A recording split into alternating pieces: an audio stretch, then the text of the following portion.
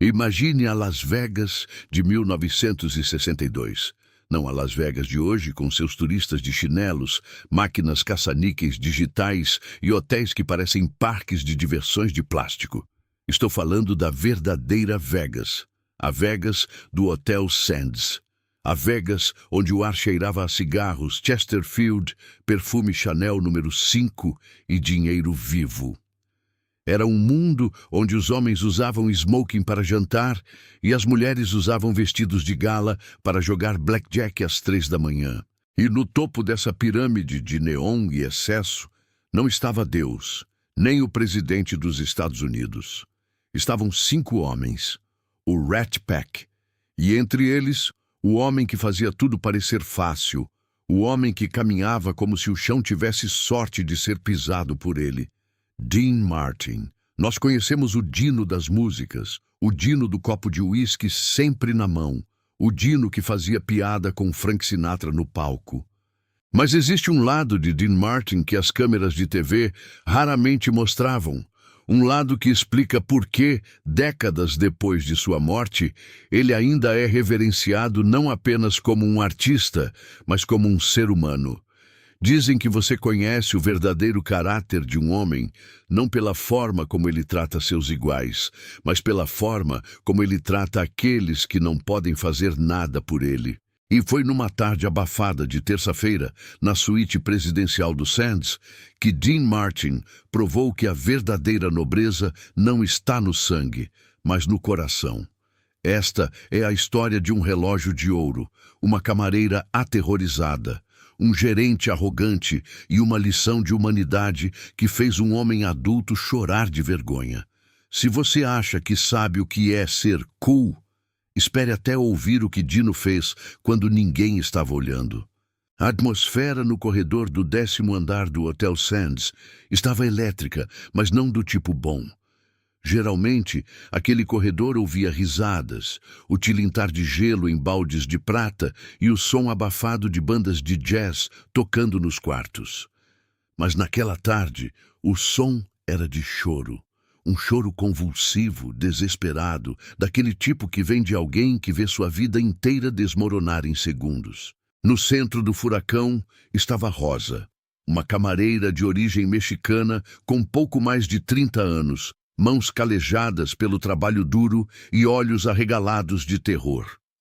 Ela estava encolhida contra a parede, segurando seu avental branco como se fosse um escudo, enquanto o Sr. Sterling, o gerente do andar, gritava com ela. Sterling era o tipo clássico de burocrata de hotel de luxo. Um homem pequeno com um terno um pouco apertado demais, um bigode fino que parecia desenhado a lápis e uma atitude de quem lambe as botas de quem está acima e pisa no pescoço de quem está abaixo. Ele estava vermelho, suando, e apontava um dedo acusador para o rosto de Rosa. O motivo do escândalo? Um relógio. E não era qualquer relógio. Era um Patek Philippe de ouro maciço, uma peça personalizada que Frank Sinatra havia dado de presente a Dean Martin no Natal anterior. Uma joia que valia mais do que Rosa ganharia em 10 vidas de trabalho, limpando quartos e dobrando toalhas. O relógio tinha desaparecido da mesa de cabeceira da suíte de Dean. O cantor tinha saído para jogar golfe pela manhã e, ao retornar brevemente para trocar de roupa, não o encontrou. Ele mencionou casualmente ao gerente que não conseguia achar o maldito relógio e voltou para o bar. Para Dean, aquilo era um incômodo menor. Para o Sr. Sterling, era a oportunidade de mostrar eficiência brutal. Ele invadiu a suíte onde Rosa estava terminando a limpeza e começou o interrogatório.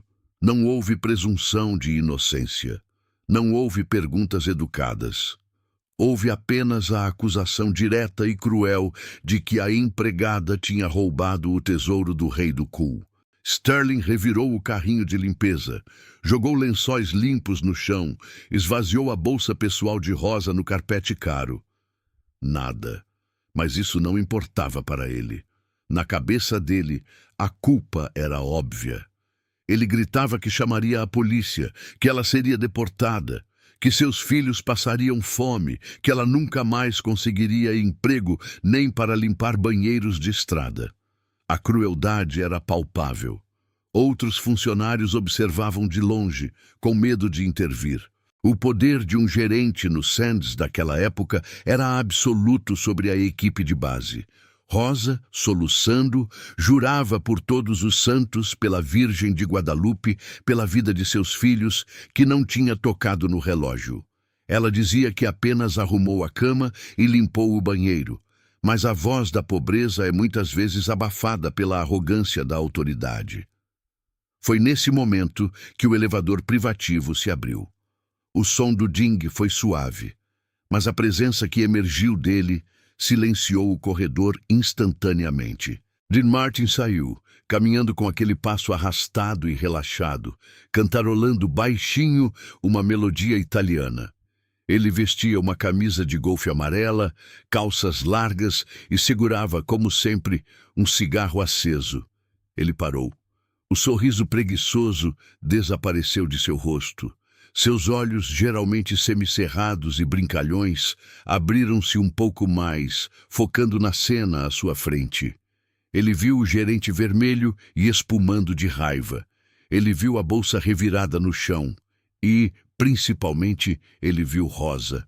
Ele viu o terror nos olhos dela, a humilhação de estar sendo tratada como criminosa na frente dos colegas. Dean tragou o cigarro profundamente, soltou a fumaça para o teto e caminhou em direção ao grupo. Ele não correu. Dean Martin nunca corria. Mas havia uma tensão em seus ombros que qualquer um que o conhecesse bem saberia identificar. Dino estava perigosamente sóbrio naquele momento. "O que está acontecendo aqui, Sterling?" A voz de Dean era veludo e cascalho, baixa, mas com uma autoridade que fez o gerente pular.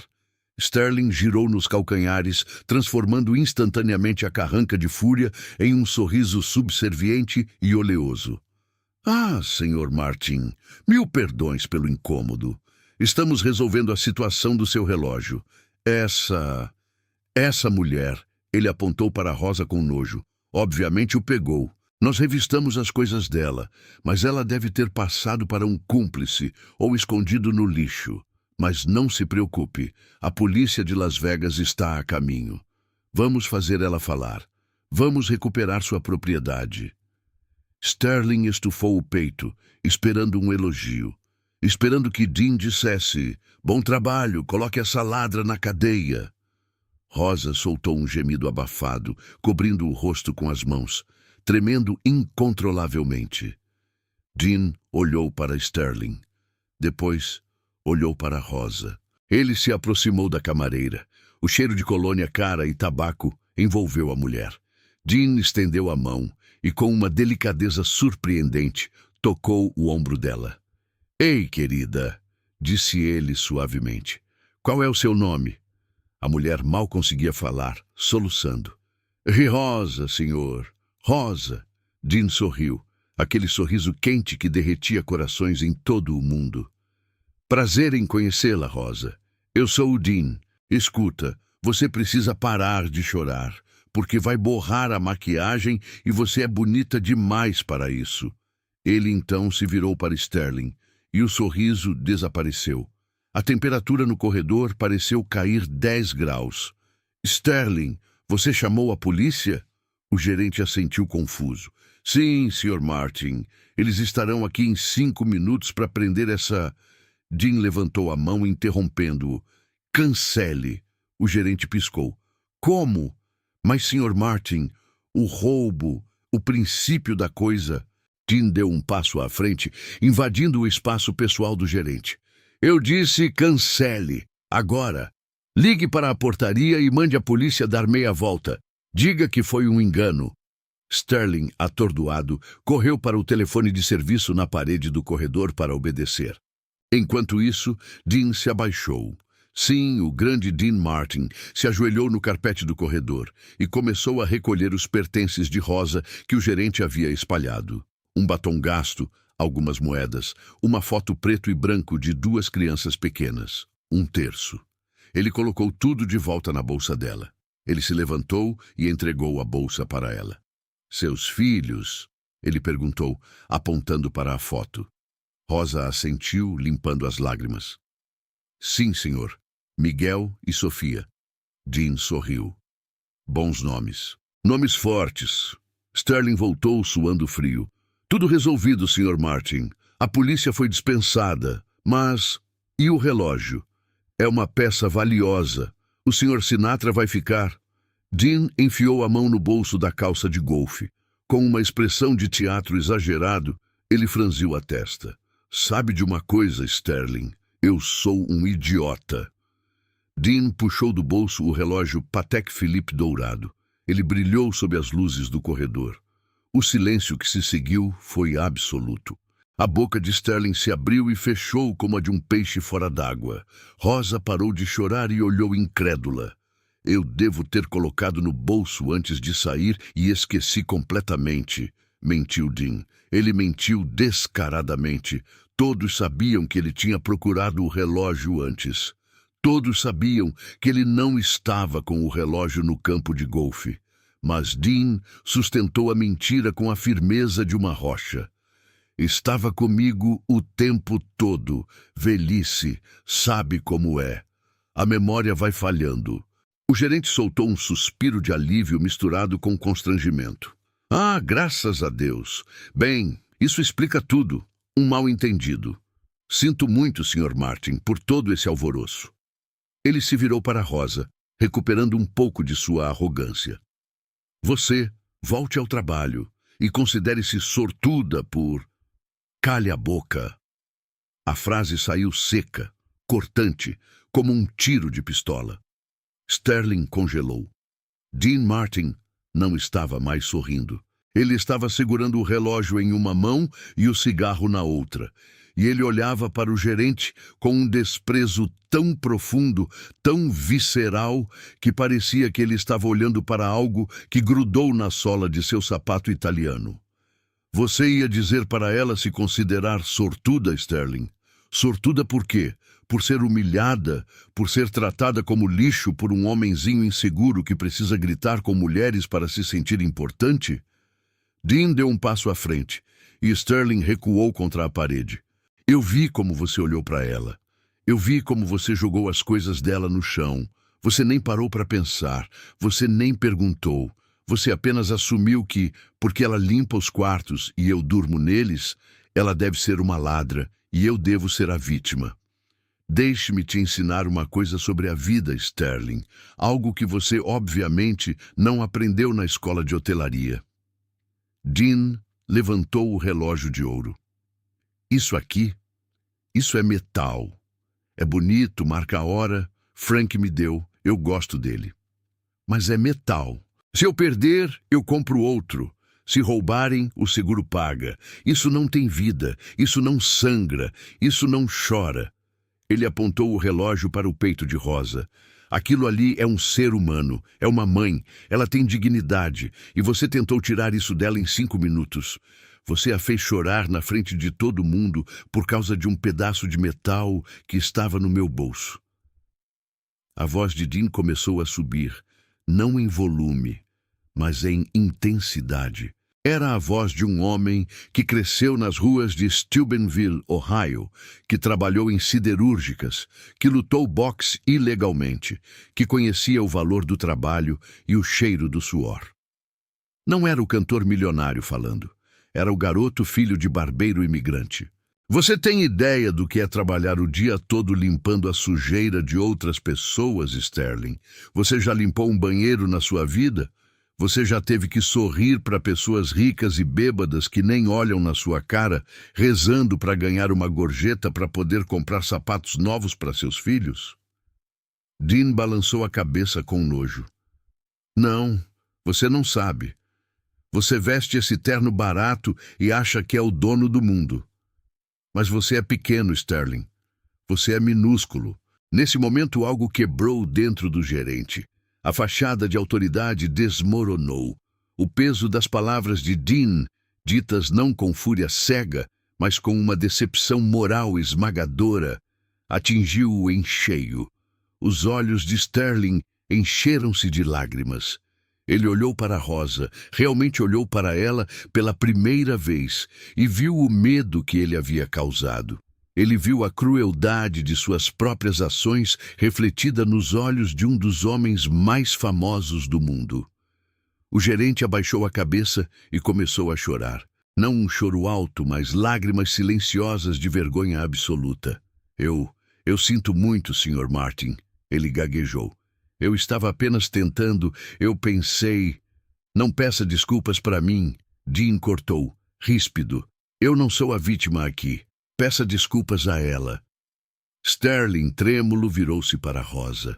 Com a voz embargada, ele disse: Me desculpe, Rosa. Eu não deveria ter agido assim. Me desculpe. Rosa, com a bondade que muitas vezes falta aos poderosos, assentiu levemente, ainda assustada, mas aceitando o gesto. Dean observou a cena, tragou o cigarro e a tensão em seus ombros relaxou. Ele voltou a ser o Dino. Ele colocou a mão no bolso, puxou um maço de notas, centenas de dólares, o que ele tinha ganhado nas mesas naquela manhã, uma quantia obscena para a época, e pegou a mão de Rosa. Ele colocou o dinheiro na palma da mão dela e fechou os dedos dela sobre as notas. Rosa, isso é pelos seus problemas. Compre algo bonito para o Miguel e a Sofia. E compre algo bonito para você também. Ela tentou recusar, chocada com a quantidade, mas Dean piscou para ela. Não discuta com um italiano bêbado, querida. Apenas aceite. Ele então se virou para Sterling, que estava enxugando os olhos com um lenço. Dean chegou bem perto dele, a voz baixa novamente, apenas para os ouvidos do gerente. Escute bem, Sterling. Eu vou ficar neste hotel por mais 2 semanas. Se eu souber que você olhou torto para essa moça, se eu souber que você cortou o pagamento dela, ou se você a tratou com qualquer coisa menos do que o respeito que trataria a minha mãe, eu juro por Deus que vou comprar este hotel só para ter o prazer de demitir você pessoalmente. Estamos entendidos? Sim, Sr. Martin. Perfeitamente, Sr. Martin. Ótimo. Agora saia da minha frente. Vá lavar o rosto. Você parece horrível. O gerente saiu apressado, humilhado, mas transformado. A equipe no corredor começou a se dispersar, sussurrando. Rosa olhou para Dean como se ele fosse um anjo enviado dos céus. Graças, Sr. Dean, graças. Dean apenas deu de ombros, sorrindo aquele sorriso torto. Não foi nada, querida. Apenas da próxima vez tente não esconder meu relógio no meu próprio bolso, ok? Ele piscou, mantendo a piada, mantendo a leveza, recusando-se a ser o herói sério, preferindo ser o malandro adorável. Ele entrou em sua suíte e fechou a porta. Dizem que naquela noite, no show do Rat Pack, Dean estava especialmente brilhante. Ele cantou Everybody Loves Somebody, com uma alma que fez a plateia suspirar. Mas ninguém na plateia sabia que, horas antes, aquele homem tinha dado a melhor performance de sua vida num corredor acarpetado, sem holofotes, sem aplausos, apenas para salvar a dignidade de uma mulher invisível. Sterling, o gerente, nunca mais gritou com uma camareira. Rosa conseguiu pagar a escola dos filhos e comprou uma casa pequena anos depois. E o relógio? Bem, a lenda diz que Dean acabou perdendo o relógio de verdade em um jogo de pôquer meses depois, e nem se importou, porque para Dean Martin as coisas eram apenas coisas. O que importava, o que realmente importava, era como você fazia as pessoas se sentirem quando estavam perto de você. E é por isso que, até hoje, quando se fala em classe, o nome dele é o primeiro da lista. Porque o smoking ajuda, o uísque ajuda, a voz ajuda. Mas a verdadeira classe é defender quem não pode se defender e fazer isso sem perder a ternura. Isso é Dino, isso é eterno.